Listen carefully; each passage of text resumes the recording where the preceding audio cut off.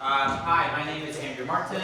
I am the Secretary of Code for All. I am a tutor at the Learning Commons, which thank you to the Learning Commons for providing all of this food and drinks.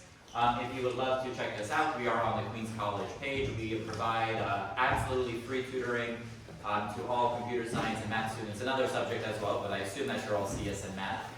And then lastly, also, I'm an incoming engineer at Bloomberg, software engineer at Bloomberg. I will be starting in September. A little bit of why I wanted to do this workshop on system design is that system design is an interview that I've seen has been started to be asked to new grads. Something good parts law, you know, like if all that you have is people who can do leak code, sometimes you have people that can't really think outside of the scope of that. So I've seen this asked a little bit more as we go on. And what this thing is essentially a very, very rough introduction into what a system design interview looks like for the new grad level. As you go into, you know, like higher levels, it becomes a lot more complicated. But I think for a new grad level, this kind of introduction could even be a little bit overkill. And also, I think it's really fun, and you will see what I mean. So let's get into it. What is system design? Essentially, you are just designing a large, scalable system for something. Thank you.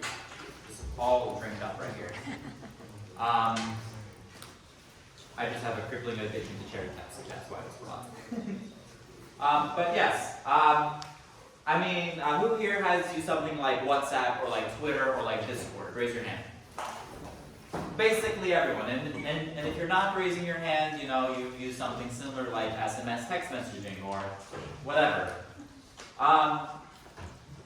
What's really interesting about these applications is that they don't run off of your local host and that they don't run off of your 500-line singular Python file, but that they run, you know, on large systems around the world.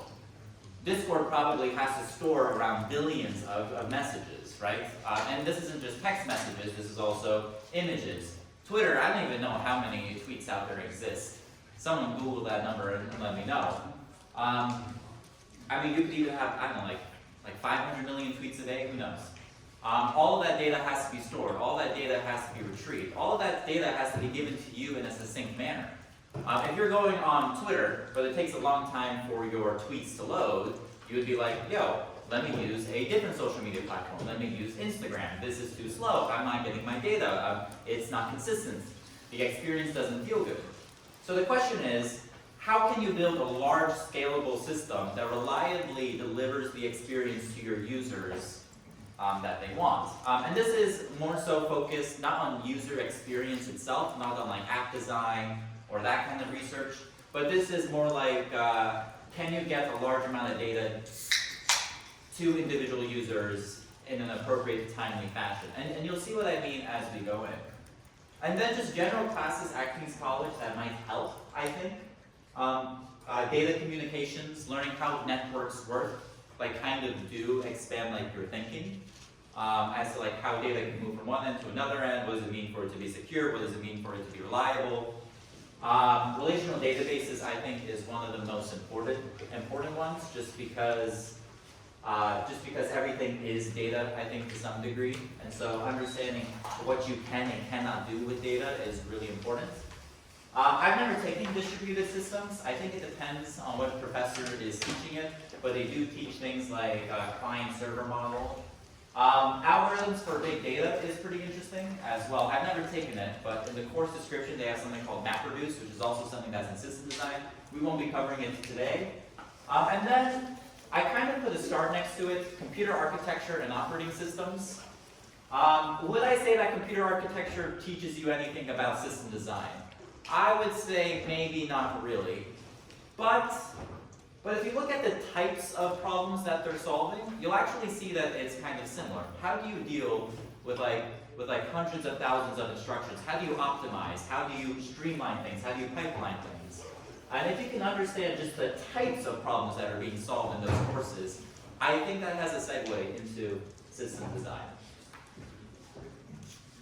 This was an example of a system design interview that I had with a with with an Amazon engineer. This was a mock one. This is my own design, so of course it's bad. And you might not understand what's going on just yet, but by the end of today you will. And this was a basic design and messaging service like WhatsApp, right? So like a user has to connect to a messaging service, it has to be real time, they have to be able to send messages, they have to be able to receive messages. Those messages have to get stored. What happens if they switch phones? What happens if their phone turns off? How do you, WhatsApp lets you send videos and stuff, so how do you save that exactly? It was a fun problem. I'm not sure if I did the load balancer correctly on that one, so don't copy and paste it into your next interview. But it's fun, and you'll this is the kind of thing that a system design interview can look like. What role was this for? Sorry, this was a practice interview. This was my practice for Bloomberg. And the practice came from an Amazon engineer who does this kind of thing for people typically. Okay. Clint, if you've heard of him, he's a running name. Cool. Around UC. Cool. So how can you learn system design? Just what resources exist out there? If you Google how to learn system design Reddit, you will get a ton of options. And not all of them the greatest. Some of them are kind of overkill for the new grad level, so it depends. What I liked is NeetCode. If you haven't heard of NeetCode just for lead code prep, you definitely should. I would never ever tell you to ever buy a course because I think everything is free on YouTube.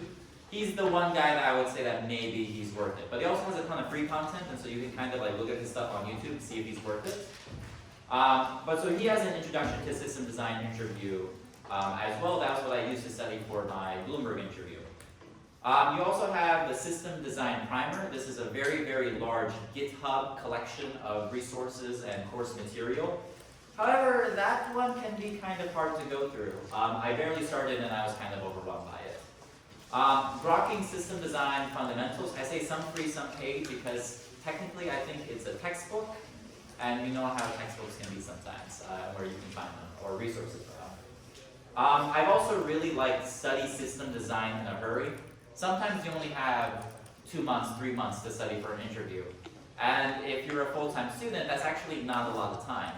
So I've liked Study System Design in a Hurry. They have a freemium model, which I think is more than enough just to get basic concepts down. And it's all reading, it's not videos, so you can do it kind of quickly. And then they have paid if you want extra resources. But the paid, I think, would be more for a higher level. I really, really don't think that you need to pay for what they're offering. I think Medium articles are also really helpful. Just knowing what's out there, what kind of technologies exist out there, can kind of just help you. You should be asking yourself the question every single day: how does WhatsApp store so many messages? How exactly are those messages stored, etc. And then Byte Go, which sometimes recently I feel like it's been taking a dip in quality. They also have a free and paid model, but they have a lot of social media content as well, a little YouTube Shorts and that kind of stuff, which I really liked. And yeah, just be curious. Just randomly, you guys are computer science majors. Sometimes I'm sure that you guys have questions as to how does X thing work. Just Google it, find out and go down the rabbit holes. And I promise you, it will pay out. Awesome. So let's talk about a system design framework. Let's say someone asks you a system design question, something like, design me Twitter. Designing Twitter is hard, right? I mean, Twitter has a lot of things. Twitter has authentication purposes, right?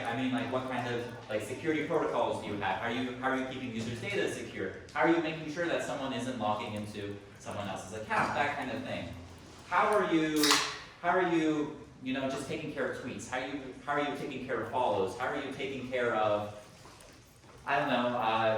deletes, whatever? How are you keeping track of individual data? How are you keeping track of geographical data? Lots of things. And so I bet you that if your interview is an hour to 45 minutes long, they aren't asking you to design all of that. So they may say, design Twitter. Your first question is, Twitter has follows. Twitter does X and X and X thing. What do you want me to focus on? The entire point of the system design interview, what the interviewer wants to know is that you can think, that you can ask questions, that you can process information and come up with a plan. if you ask no questions, you will get no answers. If they say design imgur, right? You'll have to ask, like, well, what's important to you? What do you want me to focus on? And so you can break down your requirements. This is one of the frameworks that was used. I combined some of the frameworks. There's some things I like, some things I don't like.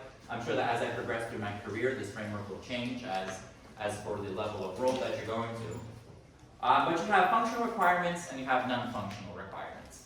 Functional, you can kind of think of like, if I am a client and I'm proposing a system to a developer, I need this, I need this, I need this, you're going to list out a list of requirements. For example, users or clients should be able to ... What could be a functional requirement for Twitter? Can anyone tell me? Sorry? Yes, users should be able to post a tweet. What could be a functional requirement for Gmail? Send an email. What's another one for Gmail? Send a reply. Be able to have a chain of messages. Cool. Non-functional requirements are kind of the things that exist underneath that a client wouldn't think to specify, but is still needed. And so things like the system should be able to scale. We should have really, really robust security. Or what we prioritize is really low latency. Those are all good things, but it can depend for what application you're working on, right? If you're working for a banking system, you have to have really, really robust security. Like it's like you cannot mess up a transaction. That would be critical. Versus something like how long Google might take to upload a link on your Google Drive. That could take some time, right? So everything is trade-offs, as you'll see. And then, like as you go through, what is this system, what is this system, what's important, what are my functional requirements, what are my non-functional requirements, your interviewer will probably have something for you to focus on. Awesome. Another part of the system design interview is something that we call like back of the envelope math. A mistake that you can make is not asking about numbers. Exactly how many tweets am I getting per day? Exactly how many images can I expect to be uploaded? Don't scale everything to 10 billion. Why? Because it's not interesting. System design is for real-world systems, for real-world things. And sometimes you just have to realize that you actually can take advantage of something. Because sure, there may be 1 million messages per day, but there's only 1,000 of them actually have images, right? So you wouldn't actually, it's like your storage schema would be a little bit smaller than you would think if you just said, oh, scale to 10 million messages per day or something like that. Is this always necessary? I've heard that some people go down into like exactly how much time every single request should take down to like milliseconds and whatever, and then your interviewer would just like shrug and be like, okay, cool, you can do math. So don't go too crazy into your back of the envelope math. Just go as much as is necessary, if that makes sense, and you'll see what I mean. So after you have defined what your functional and non-functional requirements are, and you've defined what your, just some numbers about the problem, what you should talk about, and I combine this, is your core entities and your API. And so you don't need to define the entire system. You don't have to make the entire system at this step. This is step 3, core entities and API. But you can identify critical entities, right? You might have a user, you might have a database, you might have a cache, you might have general actors, they're called, things like users, things like tweets, things like follows. And then your question is just how should these actors and entities interact, what are they retrieving and what are they inputting, which kind of gives you a line to your API design. The reason why I combine it here is because I'm not going over API design today. I thought that I didn't have enough time. But we can also talk about how I'll be going into it in future weeks.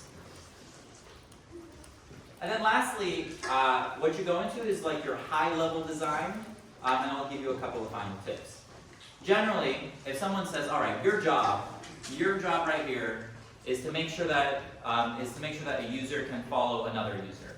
Well, you would talk about the data flow of that, right? I mean, you have to connect to some kind of follow service. Great, you would need to, when you follow someone, you have to store the fact that you're following them and that they're following you. And then you also have to take scalable things, right? I mean, what happens if you get 1,000 follows in a second? What happens if you get 10,000 follows in a second? If your post goes hot, that kind of thing. And so just generally talk about your data flow. Build piece by piece. But also as you go, you'll realize that maybe you have to go back and rebuild. And then also just remember and think about what's important, right? Bank transactions must be secure and it must be immediate. If my friend here, John, in the first row is sending me money on Venmo, I must see it in my account in like 10 seconds or else I'm going to think that he's scamming, right? John knows me a lot of money, but that's besides the point. But versus John posts a tweet, I don't think as a user I'm actually too perturbed if it takes 10 seconds, 15 seconds to show up. That can be a lot of time for other systems. I don't think that's a lot of time for something like a tweet appearing in your feed. That would be a lot of time for sending a text message, right? 15 seconds per text message, that's a lot. So you also, generally speaking, especially as a new grad, you don't actually have to come up with the best solution. What they really want you to be able to do is just be able to identify trade-offs. What happens if I do this thing? What are my advantages doing it this way, and what are my disadvantages? Why am I choosing my advantages over my disadvantages? So that's kind of the general framework that we're going with. And so I have a fun system design problem. It's not very typical. It's not something like a design Twitter. But the question goes as follows. You are a developer at Twitter. Every time a user posts a tweet containing a URL, we need to identify whether the URL is safe using a black box system. The black box takes 30 seconds to return a response. How would you design a system that efficiently handles this, ensures a good user experience, while preventing malicious links from spreading? Again, you have some kind of black box, right? And generally speaking, in computer science, when we use the term black box, you don't know exactly how it works. You would just know that if you give it an input, it gives you some kind of correct output, right? So this black box takes in a URL from a tweet, and it just tells you safe or not safe.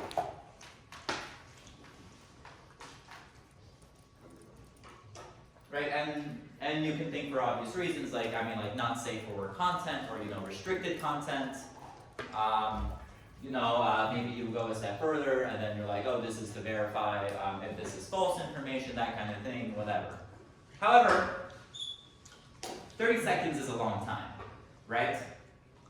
And now can you imagine if you had 500 million posts per day going through one black box? Someone do the math, that would be insane, right? Assuming that they're all posted at the same time or concurrently. So, let's talk about something called horizontal scaling. How many lines per pizza do we have? Yeah, we had technically 3 boxes on this side, 1 box on this side, which really turned into 2 lines, right? We had a number of people, right? Did that line get flooded at any point? Did it take a while? Yeah. That's because, we have limited space, we only have the aisle here, we're working with limited space. The most ideal thing would probably be to knock out these front 2 rows, set up a pizza box here, here, and here, and then everyone can get on their own line, right? Now, who is helping us hand out the pizza? Thomas from the Learning Commons, right? Thomas is really, really fast at handing out pizza. Okay, how could we improve this line? We could just make Thomas really, really fast, right? If he's handing out 1 pizza a second, let's see if we can get him to hand out 2 pizzas a second. Okay, but maybe that's his limit. Can we get him to hand out 3 pizzas a second? Maybe not. Maybe the Learning Commons would have to pay $10,000 for a specific course for him to get good at handing out pizza that quickly. This is something called vertical scaling, right? Has anyone ever built a computer? Cool. if you want to play a really good video game, you have to get a really, really powerful processor and a really, really powerful graphics card, right?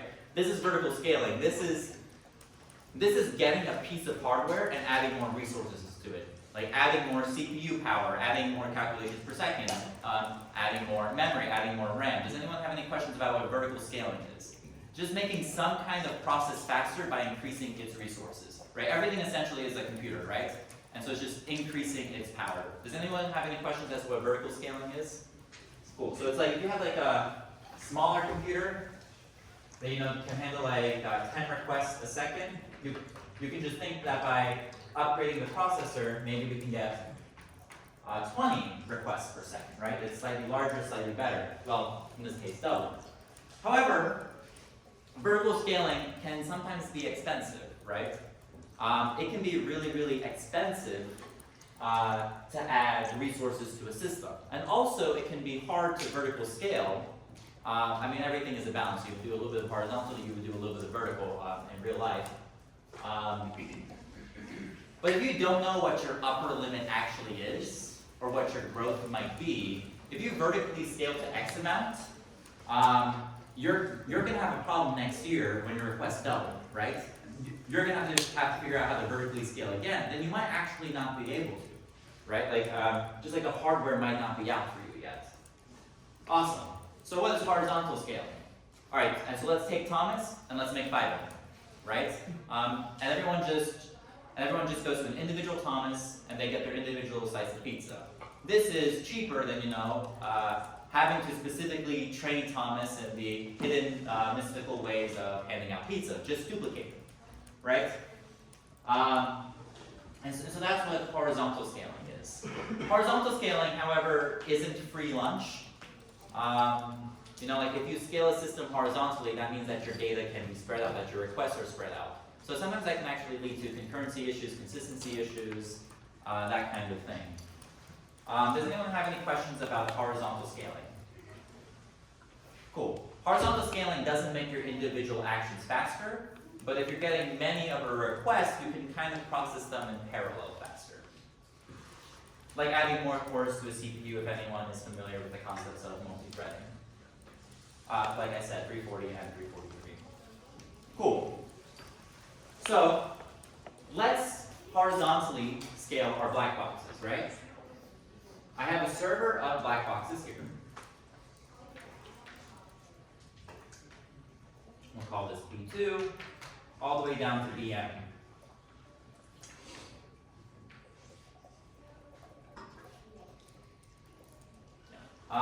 Maybe at a higher level, you would actually have to figure out how many black boxes you would need, how many tweets you would get in a second. I'm not good enough at that, so we won't be doing that. Also, I forgot to list some extra problem information. Here, I'll actually write it on the right. We're going to assume that we're getting 500 million tweets per day.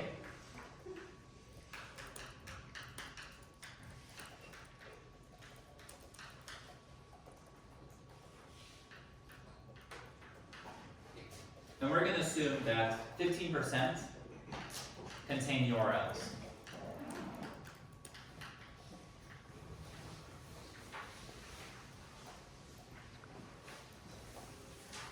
And then 37% of those URLs will be like reused URLs, right? They won't all be unique. About a third will be repeats.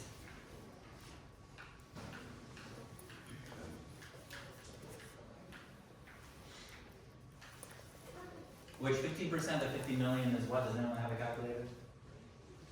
I should have wrote 75. 75? Cool. Right? That's about 75 million tweets a day that have URLs. That is what you're processing for. Now you have a number. Numbers aren't particularly important to what we're doing, but you should just get familiar with what they are. Cool.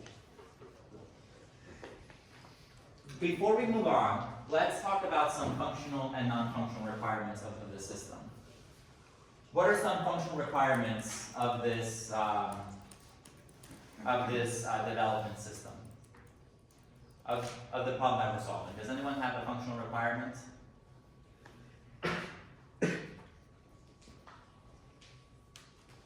For example, users should be able to post a tweet with or without URLs, right? That's our job. In this case, if the URL does not have, if the tweet does not have a URL, then we just post it. If it does have a URL, we have to process it, right?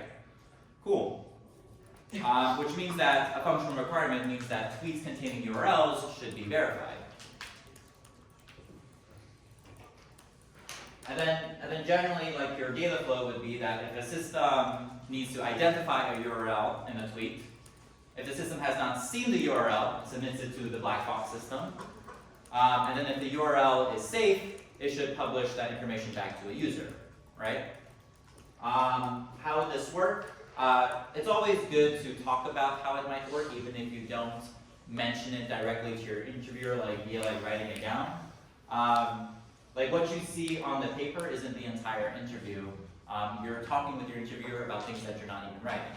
So for example, you might also say to your interviewer, when a user posts a tweet with the URL inside, I would maybe give them like a warning flag that says, hey, you have a URL, waiting for verification or something like that. Or you could not even let the user know that they're being verified. Let them think that they made the tweets, and then just send them like a notification if the tweet was bad.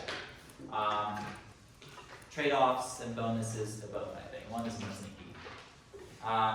Great. And then the non-functional requirements are just things like your system should be able to handle millions of tweets per day. And that if you can, you should minimize the user wait time when possible. And tweets should not be lost if a verification fails, or if there's a delay, or something happens with the network. And then also there should be a redundancy system in place if a black box fails. And then also maybe we should prioritize frequently shared URLs. Cool. So we were on horizontal scaling and load balancers, right? Cool. Let's go into, I know I started with the black boxes, let's take a step back. So we have our user, right? Our user is going to interact with this, we'll call it a post-tweet service, like as in like you're posting a tweet. And I'm only focusing on this verification system, and so I'm not going to talk about how exactly the tweet gets posted, I'm just going to talk about verifying the tweet, because I think that's a lot simpler for our time. Normally how this would work though is that you would have a system of services that you access through an API gateway. I'm not covering APIs today, so I'm just saying that a user directly interacts with the service. What is a service? You can, who here is taking Java 2.12, CSCI 2.12? Right, the concept of modularity, right? It's like the idea of that you shouldn't do too many jobs at once. You should have one thing kind of do all the jobs for that thing. And then split it up as is appropriate. Microservicing, right? If I use that term incorrectly, oh well. And so we have this post-tweet service, right? Or maybe I should call it the verified tweet service. Whatever. But yes, great. And so the post-tweet service is going to have a regex inside of it. What is regex? It's just pattern matching, right? If anyone has taken CSCI 320 or currently has their exam later today, there you go. That's a practical application. You can identify, anything followed by HTTP, whatever that kind of pattern, whatever would function as URL, be a regex. Cool. And so, if it doesn't have a link, we'll assume that's out of the scope of this problem. It just gets posted. But if it has a link,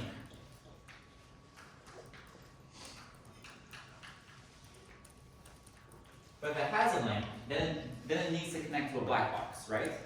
However, we have n number of black boxes. How do you choose which black box to choose? And why did I scale my black boxes? Because I'm getting a lot of tweets in a day, right? What happens if I get 1,000 tweets per second, right? Right, so you'd have to horizontally scale them and get your individual Thomases to hand you your individual pizzas. And so how can I choose a black box? That's something called a load balancer. What a load balancer's job, I realized it was up there, so where was this prize? A load balancer's job is simple. It just balances requests to a system of servers, right? If a server is overwhelmed, if a server, if one server is doing 90% of the work and then the other server is only doing 10% of the work, that's not fair, right? So the load balancer just distributes the work. Kind of like when you have 4 members in a group project and only 2 of them are actually doing the work, then the rest are getting their free A off of the other 2 guys, right? What you need is a load balancer to say, hey, to the other 2 guys, pick up your slack, pick up your work, right? That was a joke, you could have laughed. Right? And so the load balancer, right? The post tweet service identifies which tweets have a URL. It sends the URL or the URLs to the load balancer, and then the load balancer sends it to a black box, right? Just to be verified. Cool. And then, so for a new grad, I haven't really heard of people actually needing to specify your load balancer algorithms. When you work with load balancers on large systems, sometimes you want to be careful about exactly how you interact with servers in order to keep data segmented. But for me, as far as I've seen, it's enough to just say I would use a load balancer to distribute. You wouldn't have to go into something like a consistent hashing, hashing based off of geographical location or whatever. Something like saying round robin, which if you've taken OS is just split your requests one by one, as in if this guy's getting the first request, this guy's getting the second, third, so on and so forth, modulus up to n. Weighted round robin might say, well, this guy should be always 50% full, this black box is slightly weaker, so it'll be 25% of the requests, so on and so forth, right? And then also, load balancers are pretty simple, but as you go up higher, you might need to know more about them, because sometimes the service that you're load balancing to, you might need to have a persistent connection or a sticky connection, so you're going to have to do more research on what exactly that is, but that doesn't fall into the scope of this problem. Awesome. So we have this user who posts a tweet, who gets it to a load balancer, who then passes it to a black box, right? Any number of black boxes, right? This is technically like a server, right? It figures out which black box to go to. And then the black box says safe or not safe for that particular URL, right? Cool. Right? And then the black box would just respond back to the posted tweet service, and then our day would be done, right? Not exactly. Every single action here takes 30 seconds. That's a really, really long time. And so, we have everyone here. All of you guys right after this, you're going to take a photo, and then you're going to say, hey, I went to a really, really great system design workshop led by Andrew Martin from Code for All. Oh, by the way, here's the link to the Learning Commons website because they sponsored the event. I don't know how many people are in this room, 60, 50? 50 times 30, that's 100. 50 times 30. That's 1,500 seconds, right? I'm really bad at math, right? That's actually a lot of time to get all those tweets out. Wouldn't it be great if I could maybe save the result that a URL was safe, right? It makes sense to, right? Why would you not save that result, especially if it costs you so much work to get it done, right? Fair enough? So we're going to take the results from our black box, and we're just going to store it into a database. Is that fair? Does everyone know why we're doing this? Does anyone have any questions as to why we're doing this? Is it, why we would kind of implement caching so we have faster? Yeah. Yes. It's the idea of caching, yes, faster retrieval. This isn't necessarily a cache because this will be a relational database, which I'll go into more in just a second, but it's of that concept, right? Of accessing this would take longer than accessing, even a floppy disk database, right? I don't think floppy disks take 30 seconds, but they were before my time. Right, so it would connect to some kind of database. what do you need to know about databases? Generally, you have three kinds of databases that are, three types of databases that we talked about with system design from what I can see, and then you go into specifics underneath that, right? For my Bloomberg interview, I was actually asked a little bit of B-tree database theory and sharding databases, but I'll go into that in just a second. Relational databases, what is it? You have some kind of relation in between your data, right? Like you can imagine databases, like relational databases, as some kind of just chart of data, right? Like you have an ID, you could have a name, you could have the URL that the user posted, so on and so forth, right? There is relations in between this. Unfortunately, it's just kind of one of the things that you would have to see and you have to practice with if you've never heard of a database before. But if you wanted to black box it, you would just say it stores information, right? Cool. And so, what should you know about relational databases? If you have a lot of tables, if you have a lot of these relations, you can do join operations, right? Like if you have two data pieces that seem kind of separate, but you can join them on something like an ID or on something like a time, you could find connections, right? You also have indexes, which are implemented with the B-tree data structure. Basically, what you need to know is that when you create an index on something, that's something that you search for something by, right? For example, like I don't know, like my last name is Martin. Let's assume that all of you have the last name Martin, but you guys would all have a unique CUNY ID. You would not search by the last name Martin because you guys all share my last name. However, we all have unique IDs, and so you would search by the ID index instead. However, if you're constantly searching for people by last name because you're like, oh, I'm not looking for a specific person, I just want to always know who has what kinds of last names, you could also create an index on a name. It's not unique, but you're still searching on that index. Why is this useful? What should you know about indexes? What should you know about B-trees? B-trees are efficient at being able to find your range of data. However, if you add a lot of indexes, which is basically like a search key for every single column of data, if you add too many indexes, what happens is that while your read operations are really quick, your write operations will be really slow. And so remember when I was talking about trade-offs? This could be a trade-off. Are you valuing the fact that you can search your data up quickly, or are you valuing being able to write really quickly? Trade-offs, but if you're adding one more index, not that much of an issue. If you're adding 3 or 4 or 5 more for a billion a billion row database, maybe there's an issue. Also, something to know about relational databases is that they follow ACID. What does this mean? Relational database operations are atomic. And so every single data change gets treated as one operation. If there's multiple steps, it's like they all go through or none of them go through. This can be really great for something like a race condition, or if, let's say that, Xeon sends me $10 and I send Fetty here $15. However, I can only send him $15 if he sends me my $10 first because I only have $5. What happens if he sends me $10 and then I send the $15? However, I sent the $15, but then his $10 transaction is going to go through. My bank account is suddenly in the negative, right? And so we would say that this operation then becomes atomic. It's either it all happens in the correct order or it doesn't happen at all, which can be really, really useful. You also have consistency.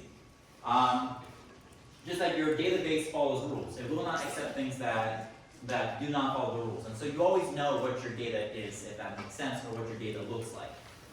Isolation. Transactions don't interfere with each other. And so while I had this bank transaction, if I also had to send money to someone else in a separate transaction, that other transaction would wait until this transaction is done. We don't allow for dirty reads. If something is a unit, other units don't interfere with it. And then durability, which is, on this lovely edge right here. Basically just says that your data really won't go anywhere, except, I don't know, like if it gets corrupted or, someone takes a hammer to your database. Kind of like if the power goes out, your data is still there, right? It's not like memory-based RAM or something like that, where if you turn off your computer, everything that you're working on is gone. However, if you save it to your disk, it's still there. That's relational databases. Does anyone have a question on relational databases? How does adding more indexes increase runtime? Because you have to add more B tree operations as far as like having more. It's a little bit hard to not go into all the theory of it. If you've taken 331, you will know this. Basically, you're creating a separate table of pointers and then you're searching on that, which is just more things to update, right? Searching is in free lunch. You have to have an index to search on, and so creating a new, essentially sorted system for searching on other indexes that might not be sorted inherently or unique inherently is just more work. Does that make sense? And so if you're writing, you also have to update each one of these indexes every single time. Good question. Awesome. And then you also have NoSQL databases. I know nothing about NoSQL databases, and so I won't be using one. But I'll talk about how we can kind of get around that in system design interviews as well. NoSQL basically doesn't use this relational schema. There are lots of kinds of NoSQL databases. Not all of them are the same. NoSQL is just saying not SQL, not relational. But that doesn't mean that you can't have relations still within your NoSQL database. Something that a lot of people will get wrong is that they'll be like, oh, there's no relations, or I need relations, so I must use a relational database. You can still kind of make it work out sometimes. But you have things like document stores, key value, which is essentially a hash map, column family, and graph databases. Don't ask me what a graph database is. I've read it like 3 times. I still don't get it. Whatever. Why would you use it? If you need particular scalability for something that's really unstructured, or you need a specific flexibility, it can be really useful. But you have to know what your database does before you just say to use it. This is where like the individual research can sometimes come into use. Right? And then also, NoSQL databases do have varying consistency models. What do I mean by that? Right? Like when you made your updates to your SQL database, your MySQL database, Postgres, whatever, that was like it either happened or it didn't. And when it happened, the change was instantaneous. A NoSQL database can sometimes be like, hey, and so a strong consistency says, yes, it's immediate, kind of like a relational database, kind of like the ACID properties. But eventual consistency might be like, hey, you will get your data eventually. And so the data that you read might not be the most correct, but it will eventually be correct. That could be useful for some systems. You would just have to read enough case studies to fall into it. And so how do you choose a database? How do you choose SQL? How do you choose NoSQL? How do you choose this kind of database? How do you choose that kind of database? Don't fall into any traps. Don't say, oh, my system is really scalable, and so I must use NoSQL. I did that with one of my Google practitioners from GSWEP, and he's like, you're right that it needs to be scalable, but you can still make a relational database work, and it would actually be better. Here's why.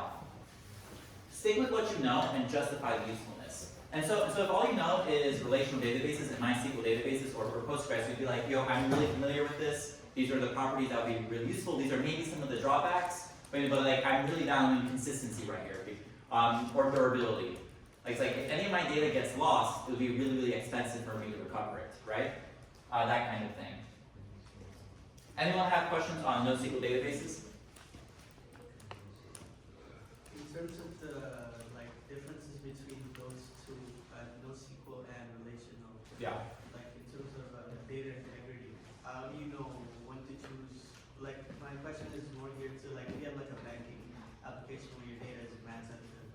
So how do you know which one to choose? So for a banking system, I mean, how would you know for every single case? You have to read a lot of case studies and see what the guys actually use for bank systems, like see what Twitter actually uses, so on and so forth.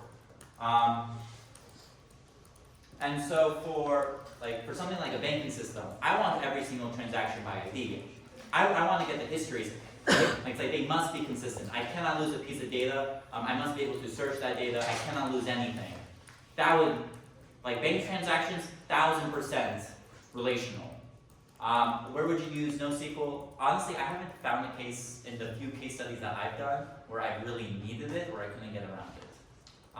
But you know, you would eventually find it if you read some more case studies. I haven't read that many. You also have just, this one's kind of a throw in. This one's a blob database or an object storage database, just a binary large object. You'll kind of think of this as like Amazon S3 or like Google Cloud Storage. What it works is that you have this very non-hierarchical database where it's like you just like throw data in.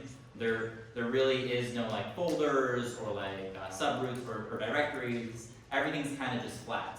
And you also don't really talk to the database directly. You would use like an HTTP like API service or like a REST API service to talk to the database. Like you would upload data and then you would get the link back.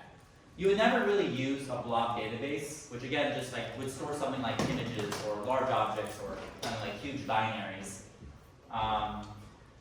into this blob database. You would never use it as a main database. You would probably use a separate database that has pointers to all the URLs in that blob database. That was a throw-in.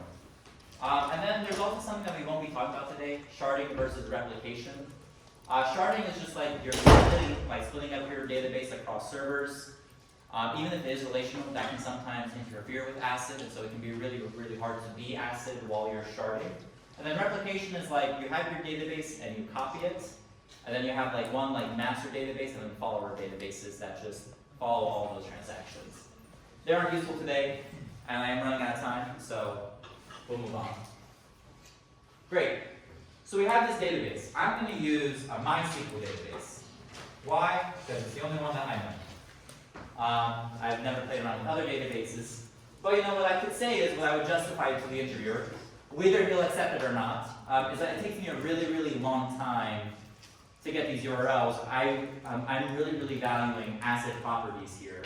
I do not want to lose data. I always want to be able to retrieve data. You know, maybe I even want to retrieve like data by its timestamp, right? Like it's like, oh, there's a huge issue. Everything within the last hour, I need to re-verify. Great, like you could store that pretty easily in a MySQL database, right? Like you could store, for example, the URL, which would be its key to a status, and then something like a timestamp, right? And then you could also have all the user IDs that posted this URL, so on and so forth. Right, and then I would say, oh, this is really important to me, yada, yada, yada. The interviewer would hopefully eat it up and be like, okay, that's fine. As long as you justify it, as long as you talked about the trade-offs. I would also say that this data isn't that big, technically speaking, right? I mean, a timestamp is what, like 3 or 4 bytes? A URL might be 60 bytes long. On average, status could be 1 byte, right? And then a user ID, how many users are you getting? A couple bytes there too. Sometimes I'm just running out of time. Like sometimes like you can just, there are a couple tricks for like the binary, right? To like figure out like, oh, if I have like 10 bits, 3 bytes, whatever, I can have, you know, like a billion users, a trillion users, whatever. Right, and then you can figure out exactly how much data you're storing. That kind of stuff actually can be kind of important. You should be good at that, and they teach that both in computer architecture and in database systems. But cool. Well, depending on what professor you're taking. Great. That was a long tangent. We're back on track. User posts a tweet. Tweet has a URL. Goes to a load balancer. Figures out a black box. Black box says safe, not safe. Stores that result in the database. Cool. However, I have 75 million tweets a day. 37% of them are repeats. That's still a lot. Like in the millions. A third of 75 million. Is that 25? It is 25. Right, slightly larger. Right, a little bit more than 25 million tweets are repeats. Remember how I said that the black box is slower than the database? It's like if I can get my answer from the database, I would rather get it from there rather than here, right? But what's faster than the database? What's faster than main memory? What can be faster than main memory is something called a cache. I'm writing Redis cache if you can't read my terrible handwriting. Who here knows what a cache is? Cool. If you've taken 343, you should know. A cache is kind of like, my main memory is downstairs in the Learning Commons. The Learning Commons is really big, but it takes me a little while to get there. But it's not so bad. And then my cache is like this desk. It's a lot easier to access information from this desk. On the whole, order faster, right? I mean, like running downstairs might take a couple seconds. This might take me, I don't know, nanoseconds or milliseconds, right? It's an order quicker. However, my space for this cache is limited. I only have so much time. I only have so much space. So while accessing stuff here is quicker and easier, it's not as infinite or just as large as the database is guaranteed to be able to be. Typically, again, I'm running out of time, so unfortunately I won't do it today. But when you're talking about caches, you could talk about whether your data is realistic to store into a cache by figuring out how much data you'll actually be storing that day. If it's just URLs, 75 million, 40 bytes, you know, someone do a little bit of math, and I'm sure, I don't know, a couple gigabytes maybe slightly larger than that. I may be wrong on that one. But you know, but if your URLs for the entire day, you know, are somewhere between like 10 to maybe even 50 gigabytes, that's not a problem for Twitter. Like, I mean, Twitter can probably get a cache that large or slightly smaller or so on and so forth. That's some back of the envelope math that might be important. But so does anyone have any questions about caching? It's like your database, but it's quicker. However, anything that's quicker typically has to be smaller, right? There is no such thing as free lunch. Any questions on caching? Cool. Right, so how does this work? Post, black box, safe, not safe, store into your database, but we also want to store into our cache. And what would our service do first? Would our service try to send something to the black box, or would it try to see if we have it in our database or in our cache first? Sure. Right, simply because even if it's not in here, this was probably a couple of nanoseconds, maybe at worst a second, right, in the really latent system. This will take 30 seconds. Like, even if you do a cache miss here, and a database, and even a data miss here, on average, it's still quicker to check these two, even if they're empty, before you try to go there, right? So essentially you're saying like you're okay with the cache miss. It's still better as you average out than to assume that it's not in there or whatever, right? So first the post tweet service would first check if it's in the cache. If it's not, go through the black box system. But how do we update the cache? Do I have the algorithms over here? Oh, perfect, I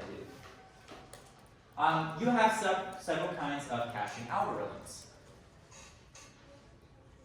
My phone has been playing music this entire time. You have several kinds of caching algorithms. You have write-through algorithms. What does this do? Whenever you update something to your database, you also add it immediately to your cache.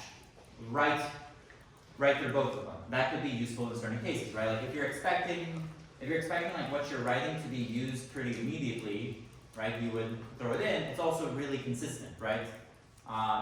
Or not consistent. It's also more durable, right? Typically cache systems like Redis, I believe, are memory-based systems, and so if the power goes out, if this fails, you aren't getting that data back. But in the database, if the power goes out, if something goes down, you'll eventually get it back. Like it's still there. If this goes out, it's gone. And so if you're afraid of this potentially going down, you have done a lot of work, you would write through, update the database, update the cache. You also have write around cache, which says write, and so if the first link goes through, only write into the database, don't update the cache. And then the next time when that URL gets seen again, it would ask the cache, it would say, hey, I don't see it, which then asks the database, and then it would update the cache only on the second, on the second time, or the first time that the URL comes in and it exists in the database, only then it will go back up to the cache. Does anyone have any questions on write around cache algorithms? Cool, right? It would just populate at a later time. Then you also have write back, which says, you know, write to the cache first. Don't even write to the database. But then eventually, like when you leave the cache, because your cache space is limited, right? Like you will probably have to have some kind of eviction policy, which is up there. We'll talk about it in a second.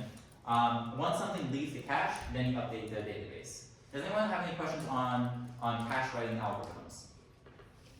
Cool. you would just have to find out, like, I mean, like, what's most important to you. And also, as a new grad, I don't think you have to choose the right answer. I just think you have to explain it well enough. Say why you're choosing what you're choosing, and then justify it and go with it. And then your interviewer would say, actually, I don't think that's important. Or, you know, read their facial expressions. Be like, right back? Whatever. Eviction policies. You have least recently used, first out, and least frequent, like least frequently used. Typically, you kind of want to use a combination of these, or at least want to have some kind of expired time. But here's the scenario, right? Everyone loves Taylor Swift. Let's say that I can only store 3 things in my cache, right? As in like three user profiles in my cache. Right, like that's a pretty small cache. And so like while Taylor Swift like gets searched up a lot, she might accidentally get pushed out of the database if like 3 subsequent searches happen, right? And then she gets pushed out. But those searches only ever happen once. It's like, hey, like I would rather have kept Taylor Swift around in the cache than these other guys. And so that would be least recently used. Like what does least recently used do? It populates the cache. Whenever the cache runs out of room, it would take out whatever was least recently used. And it just yoink it, put in something new. Least frequently used says like, hey, if Taylor Swift is being recorded a bunch, take out the guys that are being searched less out of the cache first. Does that make sense? Those are eviction policies. Cool. And then you typically want to set some kind of timeout as well, just because you don't want something sticking around the cache too long because it might achieve a number that can never be beat. So, you know, sometimes you want to give it like a 24 to 48 hour expiration policy. Awesome. We won't cover CDNs today just because the time, I mean, it's not really important to this question. I just, if I needed more material, it was there. This is just like maybe how you would globally expand this like regionally, because, you know, maybe, like, I mean, like maybe something's going like crazy in Canada, but the rest of the world doesn't care. Cool. Message queues is something that I haven't had enough experience with, so I'm not sure where to put it in the system. So in my work, I just put it inside of the load balancer. What does a message queue do? Wow, my handwriting is really atrocious. Maybe that really is my sign to be a professor, because all the good ones have really bad handwriting. Yeah, so basically a message queue is basically just like a buffer. Like while a load balancer only just chooses something, the message queue can act as a buffer and it can hold on to messages while the server is doing its work. And so when it's ready, you can either have the message queue push to a server, or you can have the server pull from the message queue if it's ready. Trade-offs to both systems, actually. Yeah, I think I wrote some things, but the reason why I'm including the message queue in this design is what if the URL fails?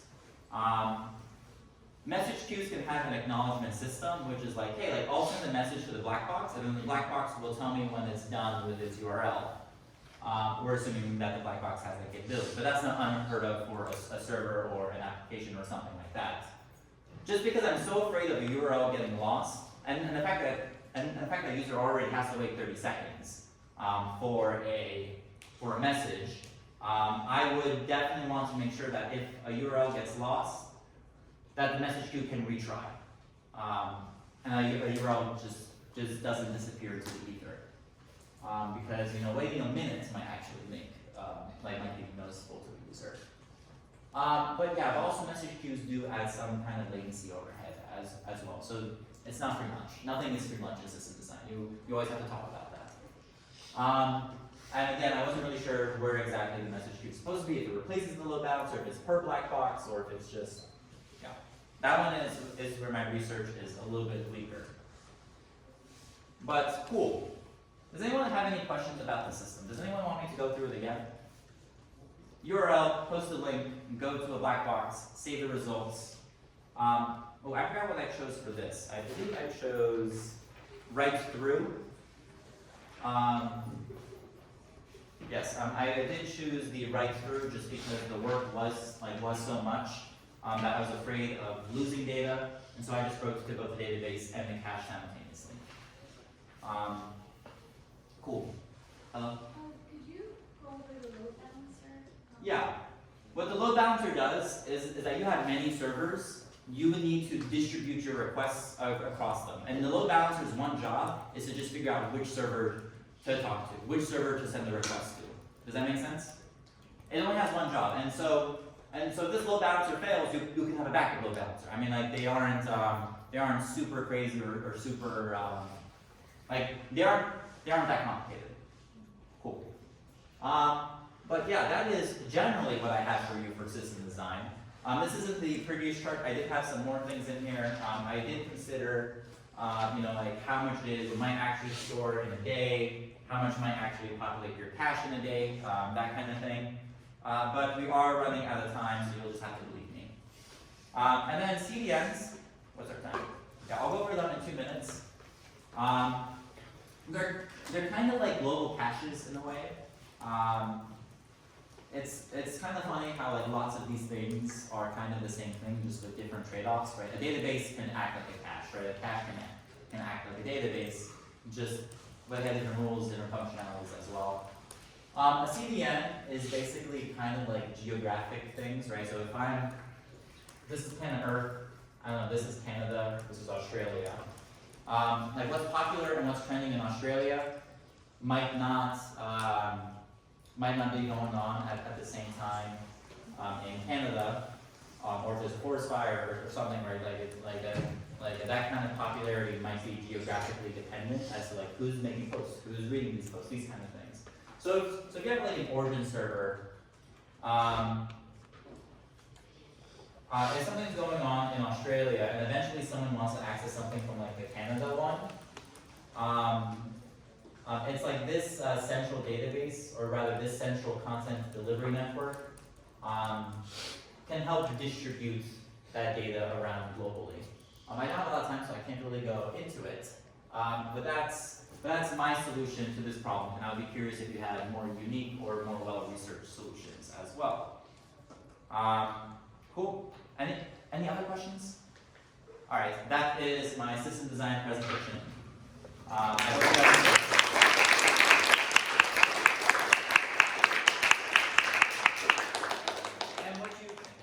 and what that one meant the most for Madeline.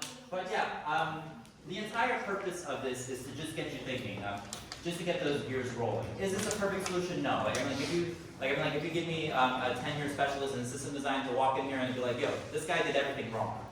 But the idea is that maybe you can start to get some basic tools, and maybe you can like Google about these things, figure out read how Twitter scales or how URL shorteners might work. That's a popular one. It's a very popular one. That might be actually what we cover in our first meeting, which I'll talk about in just 1 second. But it's like, I think this is really fun, and you can go a lot more in depth in this. This is pretty cursory, pretty overview, and not the most correct. So yes, and so if you're interested in learning more about this, like what we'll be doing in April, starting on April 3rd, on Thursdays from 5 to 6 p.m. Me and my co-tutor Mohammed, Zion, if you want to stand up. We will be going through case studies on just system design, and it's like we'll slowly be learning like how people handle their API protocols and those kinds of things. So yeah, just walk in. That's all that you need to do. There is no need for an appointment, and I think it'll be a lot of fun. And then also, if you could just fill out this feedback form for us, thank you. Thank you. Great. And if you have any questions, you can